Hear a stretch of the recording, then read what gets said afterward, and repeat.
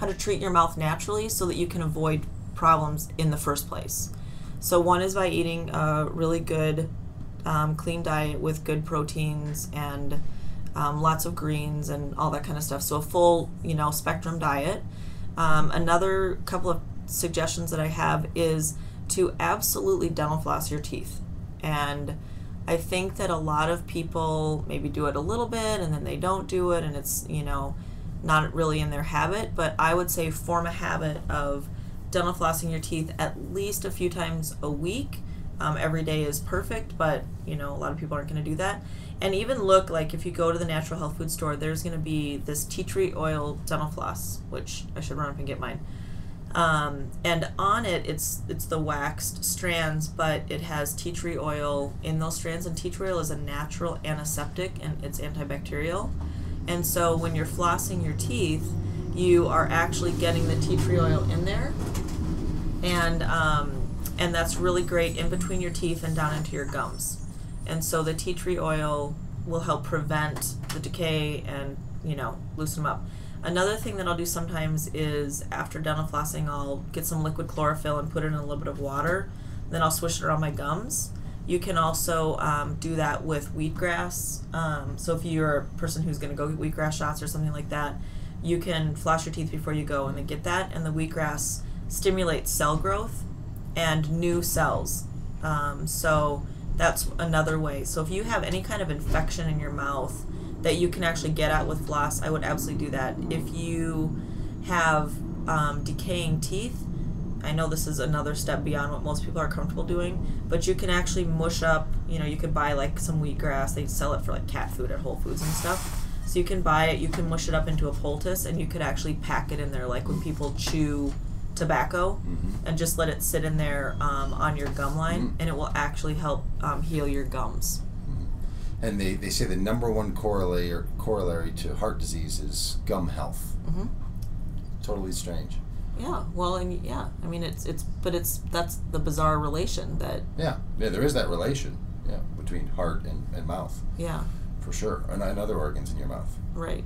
Other organs in your mouth. Other organs and your mouth. Yes. I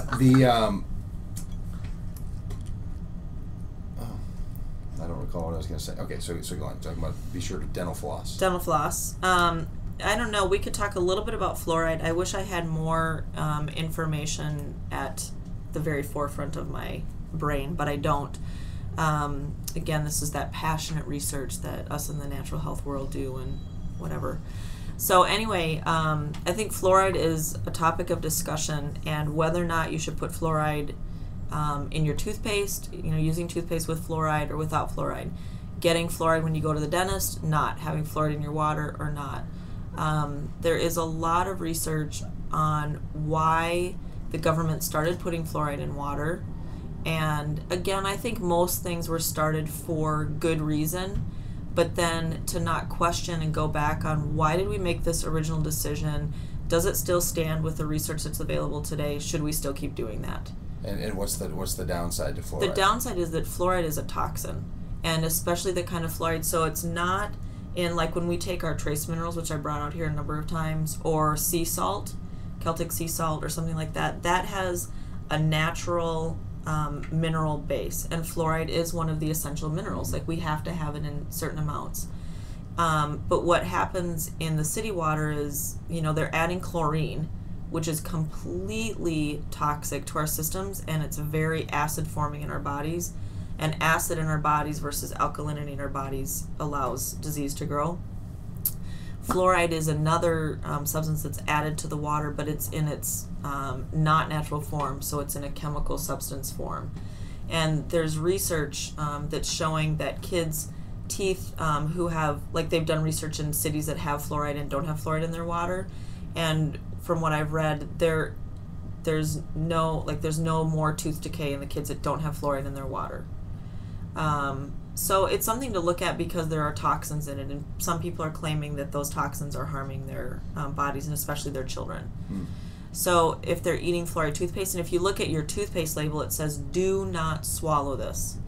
And it's dangerous to give much toothpaste to a child. Like, it's way better to do baking soda and water with a child's teeth, because if they swallow it, it's the fluoride in there that's toxic to the children. So that's the reason you're not supposed to swallow toothpaste is not because of whatever makes the paste. It's the fluoride. It's the fluoride.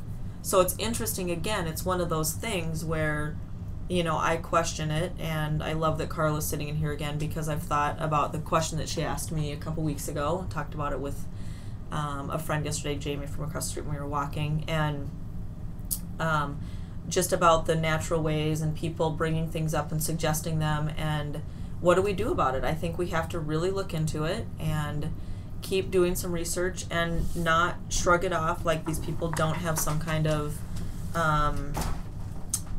sound ideas or researched ideas. It's a lot of it is very, very researched, and it does say something different than conventional or traditional medicine or dentistry, but it's valid, and people should look at it and try to make a decision. For sure. And what most people make is a distinction between natural health world and Western medicine is the area of research.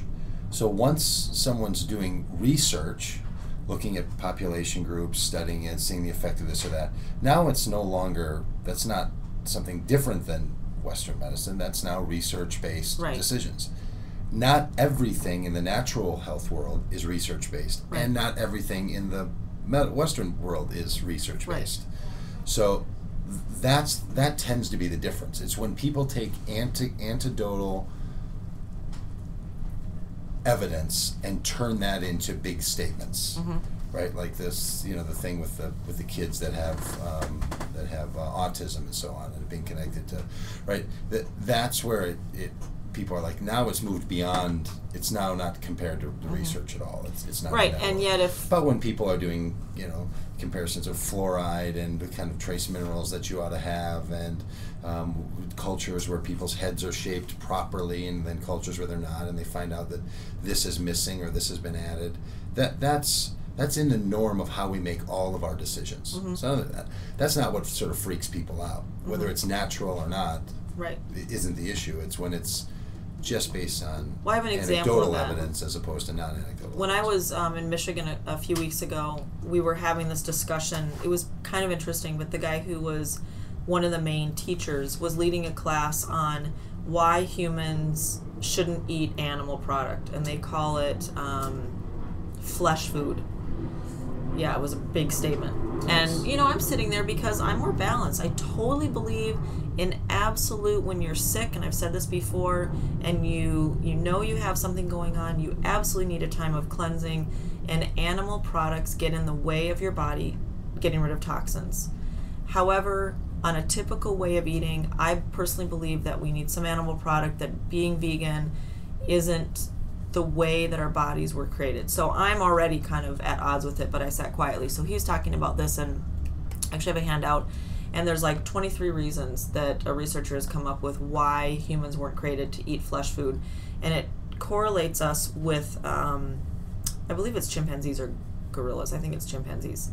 And exactly like about how our teeth were formed and things like that. And some of it's really interesting, but when I would ask him some questions about it, what he said was, well, it worked for me. Wow. You know, this worked for me and this made me well. Well, that only goes so far. Yeah. You know, yes, of course this healing diet can make you well, but it's not necessarily going to keep you well, and it doesn't necessarily mean that for all times you should abstain from that, and let's come up with the evidence to make it look like that. Right. So that was irritating to me. Okay, this is natural health coach Shelley Pagitt. She's available for personal consultations at shelleypagitt.com. Thank you, the mom.